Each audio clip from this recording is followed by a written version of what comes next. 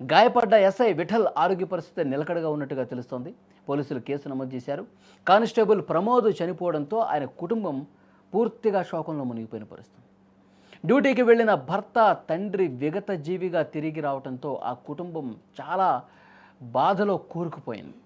ప్రమోద్ భార్య, 3 పిల్లల కోసం ప్రభుత్వం వెంటనే స్పందించింది.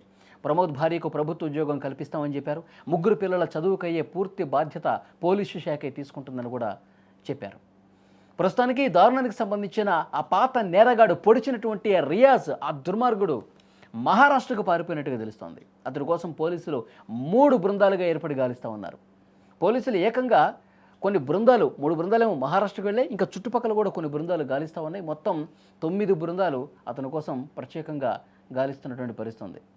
ఒక కరుడుగట్టినటువంటి పాత నేరస్తుడే వాడు చాలా కేసుల్లో, దొంగతనం కేసులు ఉన్నాయి, దాడి చేసినటువంటి కేసులు ఉన్నాయి. అవన్నీ కూడా మళ్ళీ వెలికి తీస్తూ ఉన్నారు.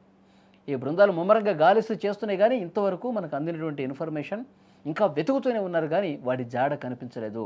వాడికి అండర్ గ్రౌండ్లోకి వెళ్ళిపోయి ఉంటారు. పోలీసుల్ని చంపినటువంటి కేసు కాబట్టి ఇంకా నా మీద చాలా సీరియస్గా, సివియర్గా సెక్షన్స్ పెట్టి నన్ను లోపల వేస్తే ఇంకా నేను ఈ జన్మలో బయటికి రానని చెప్పి వాడికి అర్థమైపోయింది.